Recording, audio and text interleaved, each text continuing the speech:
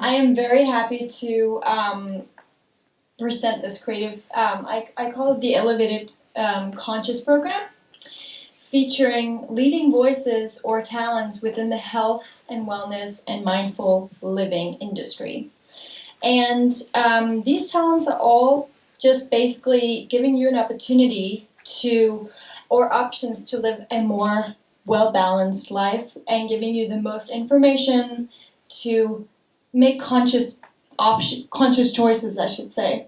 So on that note, I would like to present Sage Dammers, the amazing CEO of Addictive Wellness. He has been so kind to, they have, Anna Lundgaard is the business partner and wonderful partner in crime. Absolutely. And their Sage Dammers has dedicated his life to helping people to live the ultimate life, I would say. Thank you. And the chocolates are amazing. They also make amazing elixirs. He is the most knowledgeable person when it comes to amazing herbs and hormonally balancing goodies. So dig into the amazing chocolate, and you should also try his elixirs if they're speaking to you, and you can get in any health store. I don't know how you do that, but any health store. Lots of phone calls. I know. Any health store, you can go and try it. But with no further ado, here's Sage Dammers. Thank you, Anna. So thank you, Anna, for having us here, and thank you to everybody at Neuehouse for making this possible. It's so exciting to be here with you all, and thank you to everybody here for showing up and making this what's going to be such a fun day. So we're going to be talking about hormone health, and this is something that I am so passionate about. And if we could, there we go. So with hormones, they control everything. Hormones are like the master switches for your health. In the same way that you may have heard of epigenetics and the way what you do and how you live controls so many elements of how your genes express themselves, hormones are like these master switches on your health that you can be doing lots of stuff right on a lower level, but if you haven't sorted out your hormone health and really focused on that, it's going to be hard to really achieve what is your ultimate state of health. There's going to be kind of a ceiling that you can't break through if you haven't sorted out your hormones, and if you're maybe trying to live the healthiest life you can, but still maybe doing some things that are really interfering with that hormone health. So when we get onto the healthy hormones, it can transform so many things in your life. Not just your blood test when you actually go get your hormones tested, but it's something you're going to notice every single day. It's going to affect how you feel, how you see yourself, how you interact with others, how you deal with stress, how you are in a relationship, the kind of people you're attracted to. It's just so incredibly impactful. And so that's why I'm really excited to share all of this with you guys. So the number one enemy to healthy hormones is stress. Now why is this? We have these two things sitting on our kidneys called the adrenals, and they are responsible for making sure you don't die, basically. So in the old days, you would have some lethal threat, you would come across a tiger and you would have to run away. And what would get you to be able to run away super fast is some cortisol and adrenaline. Now, you would have physical activity right after that cortisol experience, and that would burn through the cortisol and bring you back to a state of balance. And then you would just have a non-stressful life after that. You'd have a quick blip of cortisol, survive, go back to homeostasis, back to balance. Nowadays, though, we are in this perpetual state of stress, constantly secreting cortisol and just pushing our adrenals over and over and over, whether it's working too hard or worrying about all kinds of things in our life, or not sleeping enough, or living an unhealthy lifestyle, or eating bad foods. You're living on a cortisol push to keep you going. Now, why is that a problem if you want to be really hormonally healthy? In your hormone factory, if you're making cortisol, you're not making anything else. Because imagine, think about it from the perspective of evolutionary biology. If your prerogative is to survive, your hormone system is going to shut down everything else. It's like you have a factory that's producing hormones, and the boss calls on down to the workers from up high and says, guys, there is a freaking tiger. Stop everything. Make more cortisol. And that's why we're here today. That's why humans didn't go extinct. So that's what kept us alive, but now it's causing us a lot of problems because as we go through life and we're super stressed all the time, your body shuts down everything else. It shuts down detoxification and it shuts down production of all these healthy hormones. So while it may have been in the interest of immediate survival, this constant cortisol production is not in the interest of our real vitality and real longevity. So the other thing that's really important to understand is men and women are very different hormonally. If you try to balance a woman's hormones in the same way that you would balance a man, it's going to get weird. And like men, so here's the thing. We're talking about decreasing stress, right? So men need testosterone to decrease stress. That is a man's chill pill. For a woman, she needs oxytocin. Different things for different genders. The way this works is for a guy, you probably all experience this. If a guy's having a hard day, and you as women want to talk to him about it, right? He comes home, he's stressed, you want to talk. How does he feel about that? Not interested, right? Okay, because what makes a man's testosterone go up is physical activity, problem solving, and then resting. It's this cycle of action and rest. So he's been at work all day achieving and problem solving. He wants to come home and sit in front of the TV and rest. Both of those things are making his testosterone go up. It's that cycle of activity and rest. And that brings down his stress, brings down his cortisol, and brings up his testosterone. Now, on the other hand, women, when you're having a problem, what do you want to do? You don't want to not talk about it. You want to talk about it. Do you want to be given a solution and think about it strategically? No. You just want to talk about it, explore it from all the different sides, emotions. What was that person thinking? What was I thinking? What's going to happen? What should I have done? What would you do? Right? It's different. And you know what that kind of conversation does? Builds oxytocin. Because you're trying to find somebody to empathize with you, make you feel cared for, supported, and that is something that a man can do, and a woman can be there to support her man in building his testosterone. Now you have to be a little bit mindful and just realize, going into your relationship or future relationships, that what is good for you is not necessarily good for the other person, so you have to work on finding the happy balance. So for a woman, your man is going to be a lot more hormonally healthy if you are supporting him, if you respect him, if you allow him to have his man cave time. That's why the man cave exists. It's where testosterone is made. The man cave is a testosterone factory. It's incredible. And it's been around since the days of cavemen. The man has his own cave. That's where he makes his testosterone. Now, on the other hand, guys have to learn to not always just try to fix the problem and find a solution, but to empathize and be a good listener. And then to also communicate when they reach their limit and they just can't listen anymore. Because that comes at a certain point for all guys, right? We try to do our best. At a certain point, it really helps to say, I hear you. And that is like a great sign, and Anna Lundgaard and I do this all the time, because if it just reaches a point, like I really do my best to be a great listener and be super supportive, but at a certain point, I feel like I've heard the same thing so many times, and I'm about to explode. The image of the man grunt. And so we have two systems. We have I hear you. That's when it's really done. And then also we have what we call the man grunt, where if I can give no more than just a grunt, she will accept that and know that I hear her, and that's the most I can give at that time. The empathetic man grunt. The empathetic man grunt, exactly. So when you can support each other's hormones, it's great, because if oxytocin in a certain amount is good for a man, testosterone in a certain amount is good for a woman. It's not a question of bad hormones or good hormones. It's having them in the right ratios and the right quantities. If you're a woman and you get high testosterone, as many women actually do today, because they're in a masculine kind of working world where you have to be very aggressive and assertive, what happens there is you will feel powerful, you'll feel sexy. However, you'll be aggressive, you'll be impulsive, and you'll be more stressed. So it's a trade-off. Now, nothing wrong with going out there and conquering the world as women. However, you got to make sure you balance it out on the other side with the oxytocin, right? Because if you're going to have this testosterone, it's okay, you can pull it off, but your oxytocin has to be that much higher. So you have to make sure you're having good bonding time with your partner, lots of skin-to-skin time, time with female friends as well. Anna Lundgaard and I have it in our relationship where when we had a lot of time together, she also needs her female bonding time. She needs to go spend time with her lady friends because that brings up her oxytocin. You just have to think about it really from the perspective of evolutionary biology. Guys would be out there hunting.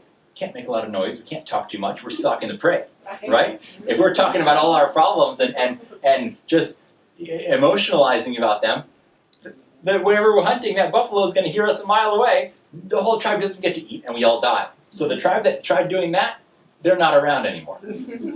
Women are doing the gathering. They're doing the basket weaving. They're picking the berries. They're making the food. They have plenty of time to talk and make each other feel supported when that's going on. And that's how they deal with their problems and support each other and have great hormone health. So we are wired to be a little bit different when it comes to hormones. And if we can understand that in our lives, we can be so much happier and healthier. Now, the other thing, and we all know this, when a woman says she's hungry, guys, the best way to ensure a happy life for you, get her to a restaurant, get her some food. Same thing goes the other way. When your partner is hungry, you get them some food because in order to produce these hormones, you need balanced blood sugar. When your blood sugar gets low, when you get into kind of a hypoglycemic state, cortisol spikes because it needs to keep your blood sugar up so you don't die, right? So we have a lot of these evolutionary mechanisms that we developed to keep us alive. But if we overuse them and overtax them, it's not good for our longevity or for our emotional health, right? So if you're secreting cortisol, then you get stressed, then it causes all kinds of tension. We've all experienced this. So one of the keys is keep yourself well fed, keep your blood sugar balanced, and also stay away from things like processed foods and sugars and things of that nature that are going to be just taking your blood sugar on a roller coaster ride because you're going to be feeling great and then your blood sugar starts to dip. You have to secrete the cortisol. It kind of pushes your blood sugar up a bit. But you know what also happens when you're running on cortisol? You can't burn fat as well. So not only are you not going to be a very good ketogenic warrior if you're really into this whole fat-burning diet, but you're also going to pack on the pounds because you can't burn fat because you're running on cortisol. So keeping your blood sugar balance is essential to relationship harmony and just overall hormonal well-being. Because, again, remember, if you're producing cortisol, everything else shuts down. So your body's not going to be making progesterone, it's not going to be making testosterone, it's not going to be making serotonin or dopamine, all that is going to go away. And to jump back real quick to what we were talking about with the men and women's differences, see, the other thing is that women need more serotonin and the guys need more dopamine. We store and process these things differently. So that's part of why you got to focus on the oxytocin for women and the testosterone for men. If a guy feels like he's out achieving things in the world and powerful, he's going to be great in a relationship. He's going to have so much to give. If a woman feels supported and safe, and I think all you women know this, right? You don't, to be harmonious in a relationship, when you feel safe, then you feel happy, right? And when you feel happy, the guy can be happy. No matter how good your life is, guys, you're not going to be happy if your woman's not happy, right? It's like one basic requirement. It's an age-old saying, happy wife, happy life, right? So take care of your wife's blood sugar, take care of her hormones, and then you get to be happy too. So let's talk about herbs for stress. I'm hugely passionate about the Chinese and Ayurvedic herbal systems. These are herbal systems that have been around for thousands of years, and they have been developed and refined and tested and tested and tested, and they just have reached such an elegant and beautiful stage after these thousands of years. So, talking about decreasing stress, this one we have right here is reishi mushroom, one of my absolute favorite herbs in the world. So reishi is what they call in the Chinese system a Shen tonic. It brings down stress, brings down anxiety, makes you feel really peaceful, and especially if it's a wild-crafted or wild-harvested reishi, it has really strong stress-diminishing qualities to it. It has these compounds in it called beta-glucans that really work on your immune system and help you feel safer in that sense, like you're not afraid of getting sick all the time. And reishi, like the first time I had it, I remember that it just immediately got me out of my head and into my heart. The stress melts away, because especially in our modern world when so much is expected of us, we're busy all the time, nonstop. Your phone, which is supposed to grant you like freedoms and ability to do things, is now like your ball and chain to your work life. And so to be able to get out of your head and into your body and heart is such a key for your hormones, for your relationship, for all of it. Now, some other herbs for great stress reduction. Another one is holy basil. Now, this is coming from the Ayurvedic world, from India. And holy basil is almost like the Ayurvedic reishi. Brings down the stress and anxiety, and it's got a nice flavor to it. Makes a delicious tea. And just the stress melts away. It's amazing how powerful these herbs are, especially to have them like before you go to sleep or in the evening or anytime you're feeling stressed. And because they're tonic herbs, you can have them every single day. You know, you come across other different kinds of herbs, like a stress one that you may come across is like kava kava. That's not something you can have every single day. It's a medicinal herb. You can have it for intense situations or things like golden seal. You know, you can have it when you're sick, but if you have it all the time, it's going to deplete your immune system. The concept with tonic herbs is that you can have them every single day in small amounts for the rest of your life, and they really work on your nervous system because our world is not changing. We're not getting less busy. It's kind of just going in one direction, and we've all experienced this, right? Like compare yourself to where you were 10 years ago and the amount of demands in your time, and we're headed in one direction, right? But what we can change, what is in our power, is to change the way our nervous system works and the way we respond to stress. And that taps right into our ability to produce these healthy hormones. And by the way, guys, this whole thing, I want it to be a very open Q&A as we go. So if like something grabs your attention or something's confusing or something comes to your mind, just raise your hand and we'll get right into it. Yeah, go ahead. Awesome. I'll be verbal. Yeah. So quick question. I just wanted to go back to you talking about women in the workforce Right. and testosterone. Yeah. I'm feeling a little curious about that. Do you feel or think that by right of women going into work and kind of being in their masculine energy that it generates more testosterone in their body, or that they just need to kind of counter it with oxytocin? Both. Trying to understand that. Both. So by the way you behave influences your hormones, and your hormones influence the way you behave. It's a two-way street. Yeah. And so by going out and taking on a traditionally masculine role where you have to be very, assertive, aggressive, I don't want to use the word dominating, but you have to carry a certain power in the modern workplace as a woman, and it's not necessarily a space that women have evolved in. It's, of course, they're more than welcome there, by all means, and women make the workplace a much nicer place for everybody, and that bringing their kind of creative thinking into the workplace, I think, allows us to achieve so much more in our modern world. So, by all means, they belong in the workplace, to be clear. No, and I'm not taking it that way. No. I just want to clarify because we're in interesting socio-political times, so I don't want anything to go the wrong way. But so that's my preface to the answer. The other answer is yes. So pursuing that kind of lifestyle is going to produce more testosterone in our bodies. In your bodies, Okay, exactly. And because that's how you're putting yourself basically in the activity and relax cycle of testosterone building, like problem solve and relax. That is kind of the masculine testosterone building cycle, rather than because basically you're doing the male style problem solving. You're going out, you're finding a solution, getting it done, rather than talking about it.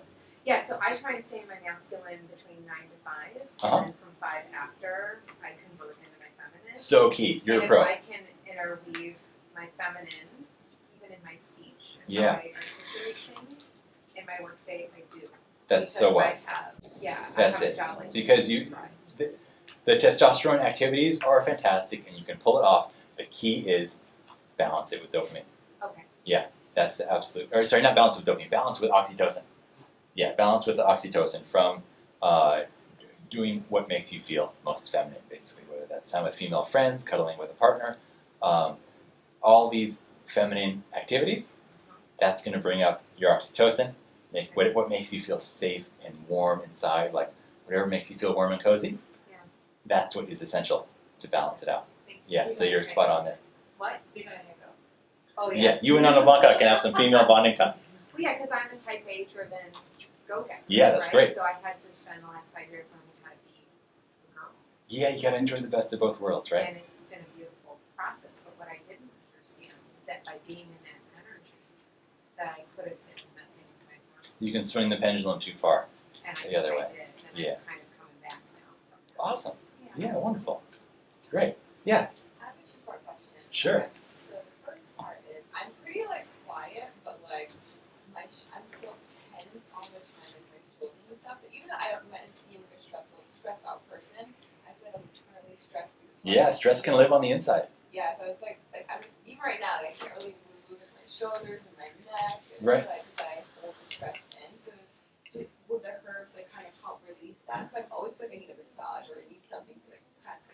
Yeah, so there's many ways to go about it. Massage is amazing at getting you to relax from that nervous system and fascia and muscle level. Herbs are amazing, yeah, because a lot of these, the body tension often reflects emotional tension, reflects past trauma and things of this nature. So these herbs are going directly to the level of your nervous system. And like high dose reishi mushroom, technically speaking, it's not psychedelic, but it is subtly psychoactive on a deep spiritual nervous system kind of a level. Now, there's lots of low quality reishi mushroom products out there that are just like sawdust, and you won't really get much out of them. But when you get a good quality hardwood grown reishi mushroom, the experience is unbelievable. Yeah, and you'll know what I mean when you experience it. You'll be like, yeah, that's what he was talking about. And then part two is, okay, so I used to work in New York in a larger office, and I had like my colleagues and we would talk things out. Now I work alone most of the time, so I feel like I have no one to talk to, and I live alone, so it's like I'm never talking to anyone. So you're oxytocin deprived. Yeah. Yeah. So you gotta break out and find a way to find that female time. You gotta connect with others. And look, we have a great health community here. I'm sure you can find lots of people to connect with about your passions. And yeah, it's finding the oxytocin time with others. It's also even things like different forms of self-care for women can be great for helping to produce your oxytocin. Whatever, like I was mentioning with Jennifer, whatever makes you feel warm and fuzzy inside and really understood and supported and cared for. You want to go after those activities. James? How about a source for reishi? A brand source? Yeah, Jing Herbs is a really awesome one for powders, and then I love Dragon Herbs as their wild reishi tincture, and that was my first ever wild reishi. I remember I took that and just like, I was before a yoga class, and I was in a small room and next to the wall, and I'm like, whoa, I like even crashed over into the wall a little bit. It like hit me so hard, like the amount that it calmed my nervous system, like the tension that I had that was holding me up, like disappeared, and I bumped into the wall. It was really crazy. And then I just went in, I stood at the front of my yoga mat, going into yoga class, and was just like standing there for like 10 minutes, just like this, like, oh, wow, this feels really good. I'm not going anywhere, this feels really good. What was that taste? So, one dropperful. One dropperful. Yeah. Now I will say the first time you experience herbs, they tend to have a more potent effect. Okay. Yeah. So what I found is that like when you're in a car, you feel acceleration. You don't feel speed. Like you can be going 60 on the freeway and it doesn't feel that fast. But if you go 0 to 60 in a Ferrari really fast, you feel it. Same thing with the herbs. Like they're shifting your nervous system, getting you up to speed, and it's like you feel it the first couple times you have any herb. Then you won't feel it so much after because it's more like it's just keeping you at that speed. Like when you're on the freeway, you're just having to stay on the gas a little bit. But when you're really accelerated, that's when you have that like breakthrough experience. Yeah, Lexi. What's your take on 5-HTP and Mucuna? Yeah, great. I'm a big fan of both 5-HTP and Mucuna. I like Mucuna a little more just because I think when things come, generally you're safer with a whole herb or a whole food because it's going to come with different biological cofactors that tend to very often balance it out. 5-HTP, as far as something to reduce stress, can be really good too. Everyone has slightly different brain chemistry on an individual level and different ways that you metabolize different compounds. So it's especially with the individual compounds like that, good to test it out and see how you feel and follow that. Yeah, awesome. So last herb for stress, ashwagandha, and this is our like #1 herb today. If you take away one herb from today that is really covering everything, ashwagandha. It's one of the greatest adaptogenic herbs, which means it balances out your body's ability to deal with all kinds of different internal and external stressors. And ashwagandha really is great for bringing down stress, but at the same time, it gives you more energy. It improves your own natural energy production. It's not stimulating, it just makes you feel nicely invigorated. So at the same time, you're feeling peaceful and invigorated, which is just like the ultimate like ninja zen way to be. Spell that. ASHWANGANDHA. And how are you eating it? Are you drinking it? Or Oh, great question. I like that. Yeah. What kind of concoction are you So these herbs will, so like a lot of these herbs we're going to talk about today are in the chocolate that's been on your seats that you've been enjoying. So ashwagandha you can get in a powder, you can have it, we use it in several of our different chocolates. And then you can have it in a tincture, so it's been extracted into alcohol and water, and you're just doing like dropperfuls under the tongue. Or you can take it in capsule form. And what I would just recommend is do it in the way that's easiest for you. Like if you have no problem taking a handful of capsules in the morning, do that. If you think it's fun to take a tincture under your tongue, do that. If you like blending up a coffee in the morning and you wouldn't mind adding a teaspoon of ashwagandha powder in there, do that. Ron Teagarden, who is famous for being one of the first people to bring Chinese tonic herbs to the West in the 70s, he always says, the #1 rule of tonic herbalism is compliance. The herbs you don't take won't do anything for you. So there's different ways you can do it, and it's just about the one that you will do. That's the key. What's your like what? Take it in the morning, or the evening? Yeah, so they'll usually stay in your body for about 12 hours. So morning and evening is great if you can pull it off. And then if you can just do it in the morning, fine. Like you do it when is going to work for you. Better to do it just in the morning than to say, I have to do it morning and night, but I can't, so I'm not going to do it at all. So as long as you're getting in once a day at least, I usually do it in the morning. I'll make a drink and blend up a bunch of different herbal extracts to get it all in one go. And that way it's in your body for the daytime when you most need the stress relief.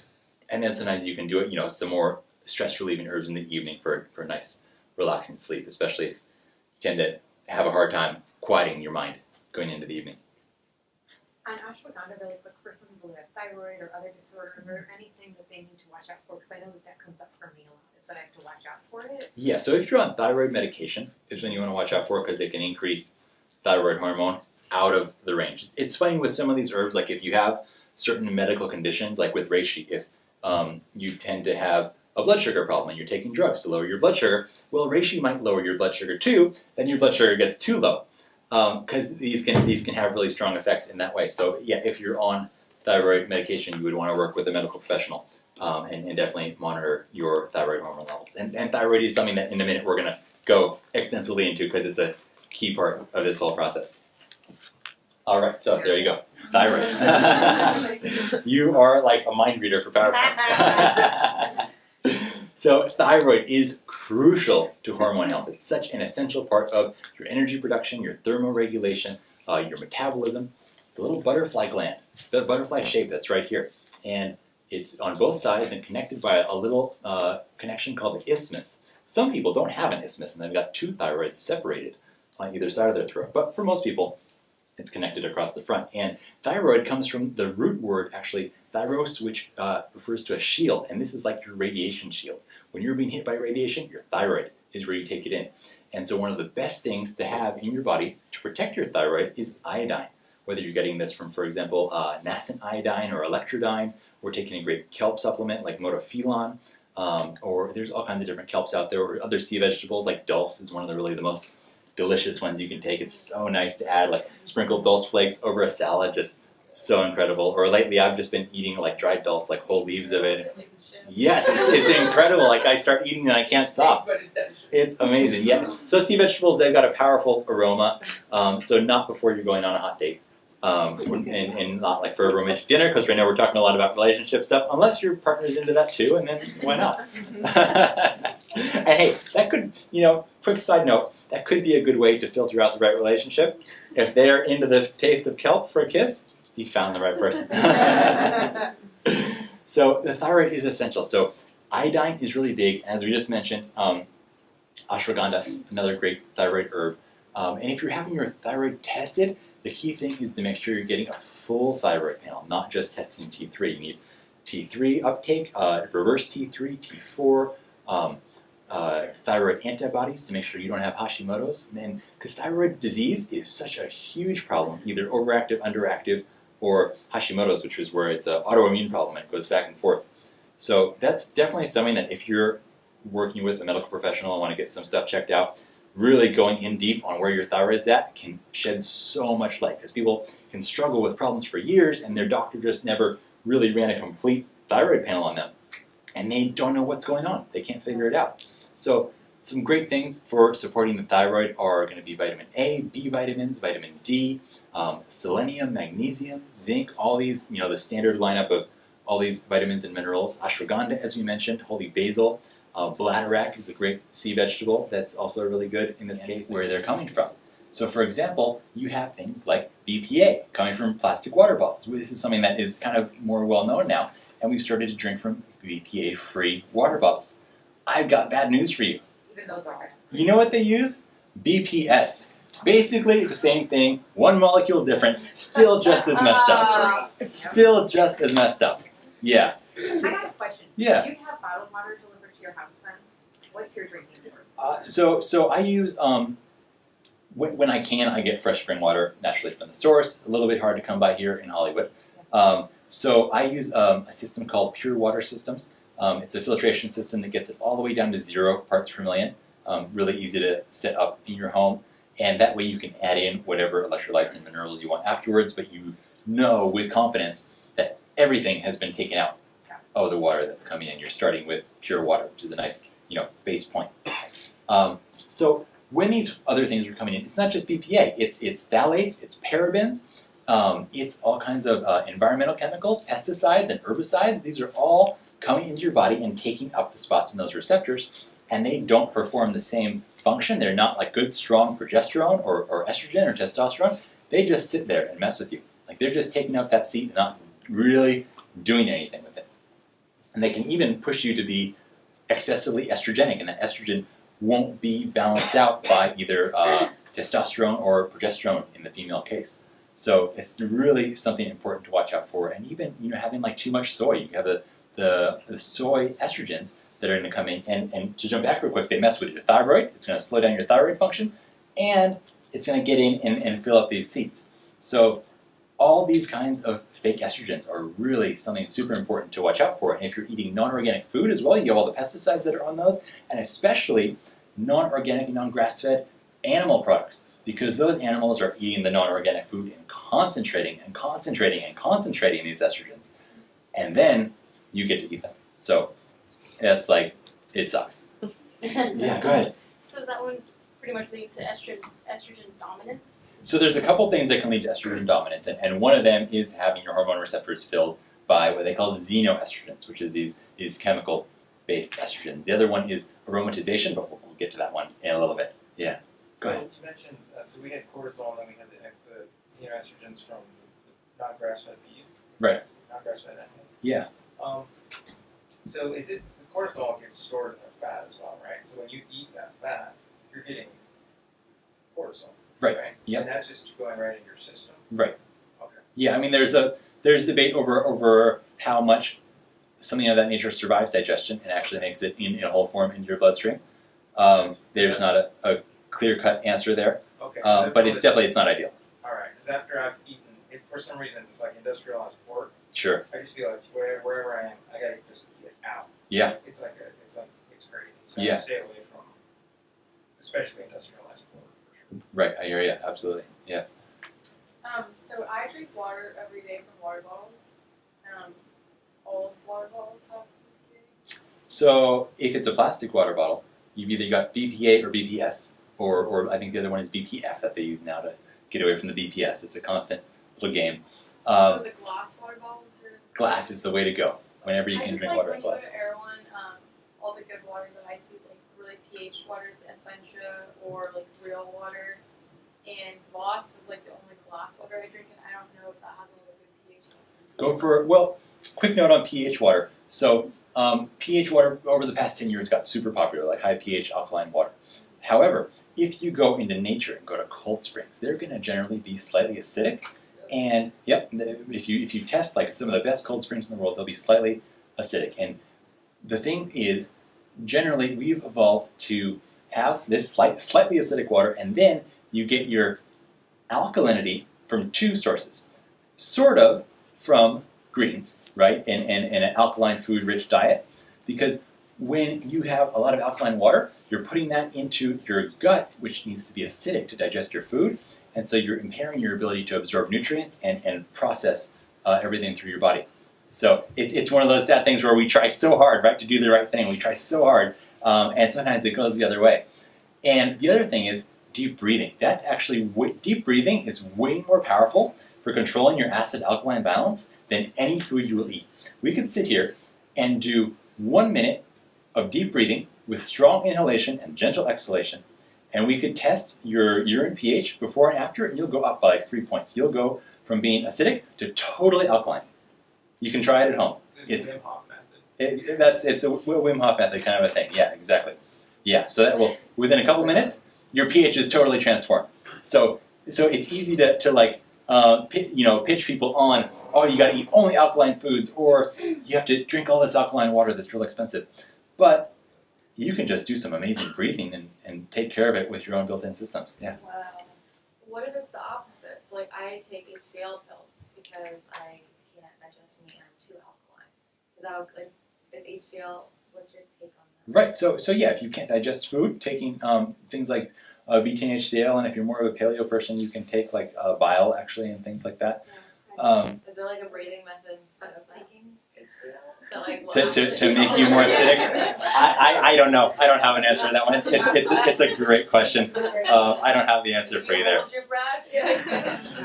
There may be like try getting really stressed. That usually does it.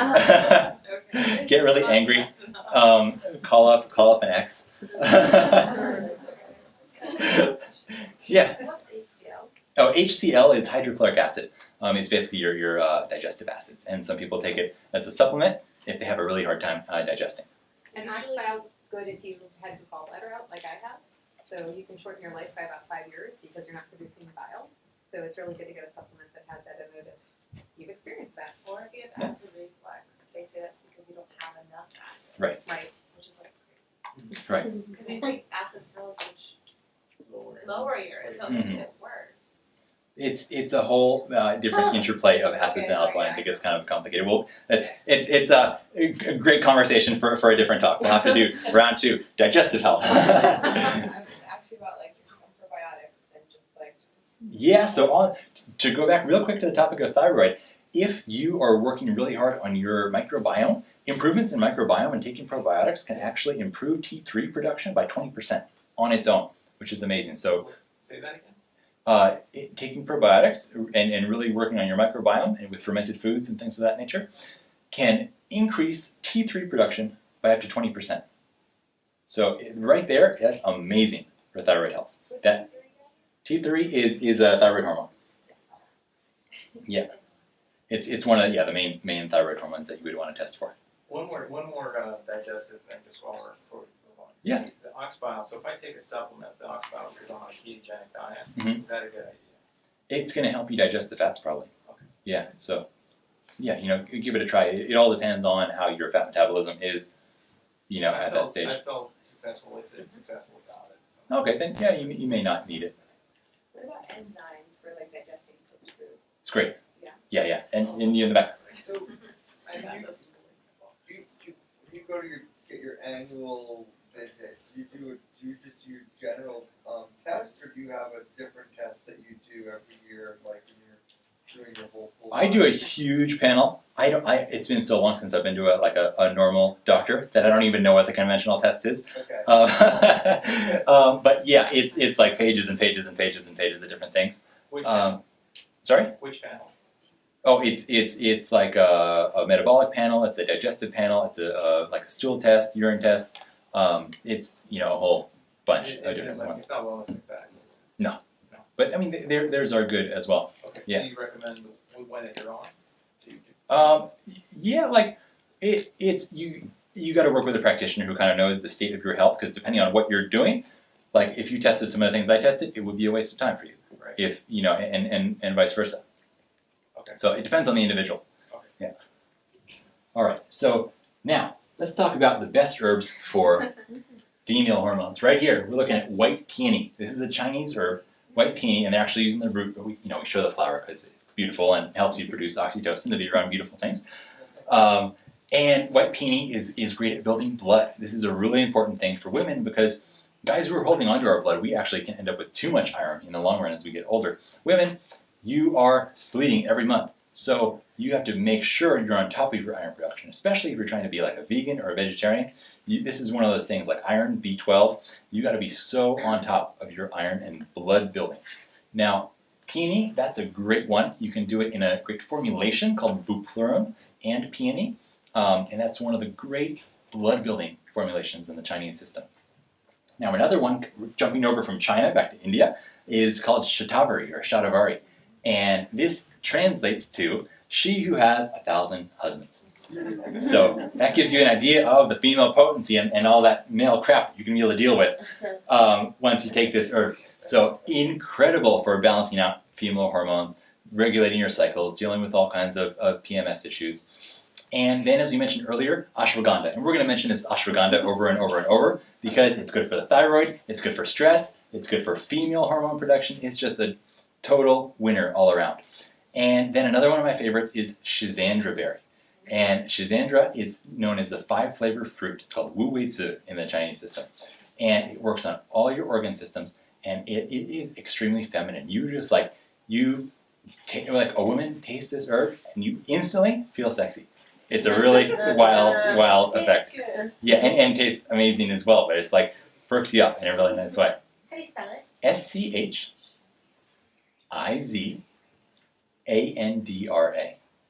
And where are you getting yours from? So mine personally, we import it because we use it in our products and things like that. But Dragon Herbs has a tincture that's Goji and Schizandra drops. It's been their #1 selling product for like 20 years. And it's because everybody feels so amazing with it. And Goji Berry is another one that's great for the hormonal support. For nightshades, like people that have issues with nightshades, I can't do Goji Berry. Ah, okay. Then you just would have to do like Something from they have a Schizandra ET powder that you could do if you just were wanting to only do Schizandra. And what was the other one you mentioned that balances hormones? Oh. That's what I'm. Shatavari. How do I? Shatav. Wait, Shatavary.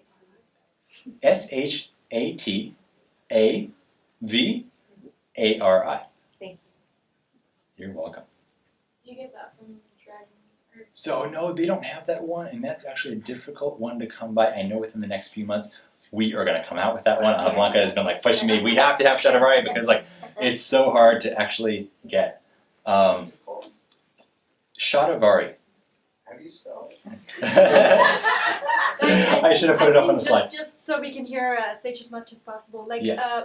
how about we just send everybody a list of all the herbs that were mentioned, Great. and then like where you can Awesome. get them, and we will for sure do that. I'll make sure. So. Great. So that's our female herbs. Now let's go over for the guys because we gotta Yay. you want to have your guys with good testosterone here as well. Now we're looking here at Cistanche. This is one of the great aphrodisiacs. Women can take this as well, but for guys it's a great testosterone producer. And the herbs we're talking about here are not just stimulating testosterone, they're actually doing it in a way, because if you take, for example, anabolic steroids to boost your testosterone, they do it in a weird way where your body freaks out and says, oh, we need to make more estrogen because things are way out of balance here. That doesn't happen actually when you take these herbs. That cycle is cut off. The back loop of communication doesn't happen. So you're actually able to raise the testosterone without getting that huge influx of estrogen that can be a problem with a lot of people when you're trying all kinds of maybe non-natural and organic testosterone therapies. So another one that works in that way is called Tongkat Ali. And these are all like, you look at these all, they all look very much like this. They're very much sticking straight up. None of these herbs grow sideways. None of them are like vines, just like growing lazily. They're all very levitational. And so that's one of those things where if you look how it grows in nature, you kind of figure out what it does. So also here, ashwagandha and goji are great herbs for that. Goji is actually one of only 2 herbs in the world, or 2 foods in the world, that can boost human growth hormone production, which is key as we age. Human growth hormone is one of like the master hormones, and that goes down and down and down and down as you get older. But if you can keep that up for longevity and just like overall vitality, it's amazing. Really, really good stuff. And another one here for guys and also for athletic people is Cordyceps. And that's a fungus that improves your oxygen utilization. And it just gives you more energy and more endurance, and it really supports the hormonal system. Now these are all herbs that are adaptogenic as well. So not only are they directly working on your testosterone, but they're dealing with your stress response. They're allowing you to stay more calm, cool, and collected under stress, which, just to bring this all full circle, is going to keep that cortisol down and allow you to your whole hormone factory to keep working on the testosterone, or for women working on things like oxytocin and progesterone that are going to keep us in a really beautiful place. Now, healthy fats, but real quick before we get into that, I need to touch on sleep and vitamin D. These are two, like the night and the day. Sleep is so essential because if you're not well rested, if you're like fighting to stay awake during the day, if you haven't slept well, your body is going to be producing cortisol to keep you awake. It's going to keep giving you these little blips of cortisol because otherwise you might fall asleep and die. Like you could get eaten by a tiger while you're taking that nap out in the middle of in the savannah in the daytime. So that is, again, shutting off your ability to produce the healthy hormones. And in fact, most of your really good hormones are produced while you're sleeping. So that is the key time to allow your body to actually crank up the production in the hormone factory. Now, things that can interfere with your sleep is being in front of bright blue lights before you're going to bed in the last couple hours. The blue light tricks your body into thinking it's still daytime, so we're going to suppress melatonin production and keep running things as if it was the daytime, and you're not going to get solid deep rest and deep sleep. So you want to not have too much blue light in the evenings, not too much computer time. Install Flux on your computer or activate Night Shift on your iPhone. These are things that are going to turn everything a bit more red and block some of those intense blues. And then when you go to sleep, your bedroom should be totally dark because any light in there is going to do the same thing. It's going to make your body think, oh, it's not totally night. We better not get into total deep rest in case we need to wake up in case of an emergency. Now, some people try to shortcut this and say, oh, whatever, I'll put on an eye mask. But what you got to realize is that your skin has photoreceptors in it. So you could block off your eyes, but your skin is still going to be telling your body, if you're sleeping in a room that's not totally dark, that it's kind of daytime and that you shouldn't really crank up the melatonin production too much. So essential to get full, complete darkness. And then you can go back into some of the stress-reducing herbs that we talked about, things like reishi, holy basil, ashwagandha, pearl powder is another great one. A great Chinese formulation called the ginseng and ziziphus, and we'll put that on the list. I'm not going to spell that one right now. These are all things to help relax you and sleep really deeply. Now during the daytime, you want to make sure you're getting plenty of good vitamin D, either through supplement or through sun exposure, or ideally both. And this is something where the vitamin D is essentially functioning as a hormone in your body and as a hormone precursor. I got a quick question on vitamin D, because there's a couple schools of thought on it. Yeah. So I'm currently taking mine, and for me this has been a positive through fermented cod liver oil. And I've been trying to look at natural food sources. Also, Bulletproof Girl, Dave says for every, 20 pounds of weight, you need 25, so about 120 IU or whatever. I was talking with Jay and Jay and Joy? Yeah. Jinx and Slingers? I were He debating. says 20,000 a day. He's saying 20,000 Right. a day. And so I sent him a podcast of a doctor that thinks the opposite is. I'm just curious, where do you think vitamin D should be? I land in the middle. I land at 10,000 a day. An interesting thing that just came out a couple weeks ago was the National Institutes of Health reviewed their old research that they had pulled together on what the appropriate vitamin... Mike just went out. Oh, maybe my battery... Oh, here. Hang on, we're good. Okay, so the National Institutes of Health revisited all their data. Okay. Check this out. They used to say you need 600 IU per day. They realized they made a statistical error somehow. They messed up their calculation. Okay. It was supposed to be 8,000. Oh, wow. And that's coming from a relatively mainstream source who's been saying for years 600. So I go for 10,000. I think that's a good balance. If I'm able to get more sun and make things happen the natural way, great. You're taking And it then supplementally then? I take supplementy as 10,053? Yeah. Okay. Also, your tremella powder.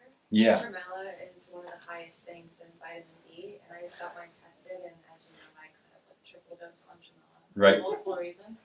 But everything was actually normal, and I was Amazing. a little bit above just Oh, wow. taking Are you doing any other supplemental D? No. Wow, very cool. Just tremella. Oh, that's great to So hear that. they're Which coming is- out with You're coming out with it, and it's in the elixirs and in your chocolates. Yeah. But tremella also is a really good source. Is it an herb? Yeah, it's a mushroom. Mushroom. Yeah. Okay. It's also really good for your skin. Can Yeah. you reach 10,000 just by being outside, hike or? Not in the wintertime. In the wintertime, the sun is not even peak midday. We don't really get the sun at a high enough angle here. It's cutting through too much atmosphere because of its angle. In the summertime, you definitely can, and you can do it in a very small amount of time. Even in Los Angeles? Mhm. It has to do with the angle of the sun. Right, because It's a sunny day. right, no, it's the angle of the sun. Because even if it's totally sunny and like an 80-degree day like we have right now, the sun's peak angle is coming like over at like 45 degrees. It's not directly overhead, and because of that angle, it's cutting through more atmosphere, and the rays get diluted basically. And what about red light therapy for that? Does it also help increase D3? Do you know? I know there are vitamin D lamps. I don't think just the red light does that though. Got it. Yeah, it's a different kind of a light that you need. Yeah, so healthy fats. Healthy fats are incredible. They're essential for good hormone production. Don't listen to any of this BS about you should be on a low-fat diet. It's absolutely insane and has led to a whole lot of mental health problems, in my opinion, as people are taking crazy amounts of sugar and not having enough healthy fat. Healthy fat and cholesterol are essential ingredients for hormone production. You can look at a chart where you start with one thing, hormone, and it breaks down and metabolizes into lots of others. Right at the top is cholesterol and pregnenolone. So healthy fats are essential. You're not going to make a beautiful brain and a healthy functioning brain and good hormones without it. So, things like avocado, ghee, coconut oil, olive oil, healthy nuts and seeds that haven't been roasted and are really raw and sprouted and things like that. Good fats are absolutely crucial to have if you want to have healthy hormones. Now, aromatization. This is when the good guys go bad, and we have not that much time, so I'm going to move through this quickly, but you guys will stick with me. Aromatization is when the good hormones go over to the dark side. You have an enzyme in your body called aromatase, and it converts them. It converts the good hormones into bad hormones, and as you age, you produce more aromatase, and it turns more of them over. There are things you can do that are called aromatase inhibitors. These are things like citrus. Vitamin D actually works in that way as well. Passion flower is another example. So there's things like also Indol 3 Carbinol or DIM, which are concentrates of cruciferous vegetables that stop the good guys from going bad. It's like the superhero coming in to save the day and make sure everybody stays righteous. Now, last, I want to finish with a concept that is really powerful and close to my heart and really gives you a good way to understand hormonal health and health as a whole. Now, the way the Taoists would look at health, they use the concept of the three treasures and the metaphor of a candle. Now, they said your life is formed of these three treasures: the Jing, the Qi, and the Shen. The Jing, that's the wax in the wick of the candle. It's the form. It's your reserve energy. It's stored in your kidneys and your adrenals, and that's like your savings account of energy. It is something you start out life with a certain amount. You may inherit a lot, you may inherit a little from your parents, depending on their level of health. You all know people who they didn't live a healthy life, but no matter what they did, they still kind of were doing all right. They started off with a lot of Jing because they can handle a lot. Now, some people try to do really good and be healthy, but they struggle, right? You didn't start off with that much. It's okay. You, because of that, have become more aware of your health and you're more sensitive to how things work in your body. Now, Jing, as you stress, as you work too hard, as you live an unhealthy lifestyle, gets used up really fast. You're always using up a little bit, but if you use too much too fast, you're shortening your lifespan. And when you run out of Jing, you die. That's the end of this lifetime. Now, you can stop the Jing leaks, stop using up the Jing too fast, stop living excessively, and take herbs like the ones we've talked about, like Cordyceps and Shou and Goji berries and Schizandra that help build back this deep core reserve life force. And all the herbs in the recharge chocolate that you're all enjoying, this is all about building back that core deep life force. So that's the wax and the wick of the candle. Then you have the flame. That's the active part of the candle. It's the moment-to-moment energy, vitality, cognitive function, and immune system function. That is the active part. And you can't have a big flame if you don't have a big candle. And then, ultimately, the ultimate purpose of the candle is not just to be big or to have a big flame, but the ultimate purpose is to give off a great light. And that's called the Shen. That is your higher self. It's the light in your eyes. It's your spirit. But you can't have a great Shen if you just have a small candle. So we guard our Jing and we build it slowly and surely every day of our lives so we can have the ultimate life and have a great Shen and give off a lot of light. Thank you so much, everybody.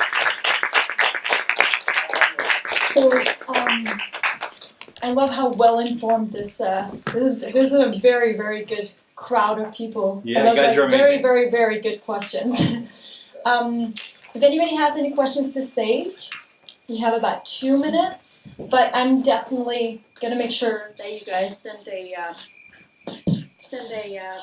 We send a list. list with all the Yeah. herbs and where to buy or whatever. Awesome. Yeah, and in fact, maybe you've been in that, Mike. So we're going to put this actually on our YouTube channel afterwards. If anybody wants to like rewatch, and then we'll put in like the notes below, links to everything. Yeah. So youtube.com/addictive wellness. You can watch it there, share it with your family, share it with your friends, repost it on social media. Also, I highly encourage following them on Instagram because you guys are very good at putting out daily reminders or daily suggestions, and yeah. And our next Elevated Conscious event is going to be on Valentine's Day. So February 14th is going to be all about love. Awesome. So we have the room for another 5 minutes. If you guys want to go and say hi to Sage or anything like that, I'm here available as well. But thank you so much. So start working on your healthy hormones now so you're ready for Valentine's Day. Yes? I have one question. I don't know if it's related, but I can talk to you after. Yeah. But when you read those studies about like modern societies and like men actually have this drop off of testosterone production. Yeah. Do you think there's a connection with our sort of like modern lifestyle and the type of jobs we do? It's not really like physical and hunting anymore. Right. We're not. So normally in the old days you would have a cortisol spike, and then you would do something physical as a result of it. Like you'd either beat the crap out of the guy threatening you, or you would run away from that tiger. Right. Fight or flight. Now we just have to sit there and swallow it. So that's tough. So having a good physical activity, key. And then also because just chronic stress and like we were saying, having that active cortisol all the time doesn't allow you to produce the testosterone. And also lots of dietary and environmental estrogens that take up the seeds in that game of hormonal musical chairs. Yeah. I just wanted to ask your thoughts on coffee and caffeine. In moderation. So if you're having like a cup or two a day and it's a really clean coffee and you're having it with healthy fats and you feel good from it, it can be really good. However, if it's a crutch for you and you are using it, basically we were talking about the savings account of the Jing, right? And then you have your checking account, which is your Qi, which is your daily energy. If you don't have enough Qi and you're using the coffee as a way to draw from your savings every day, then it's not in balance. And so you got to work on how are we actually going to replenish our savings here and build up our active daily energy. How do we need to change diet, supplements, and sleep and physical activity to be able to produce more energy so that the coffee isn't so much of a crutch. Okay, so it doesn't hurt your adrenals or anything like that? In excess it does. It's when you have coffee, you're pulling a bit from the savings, basically. Yeah.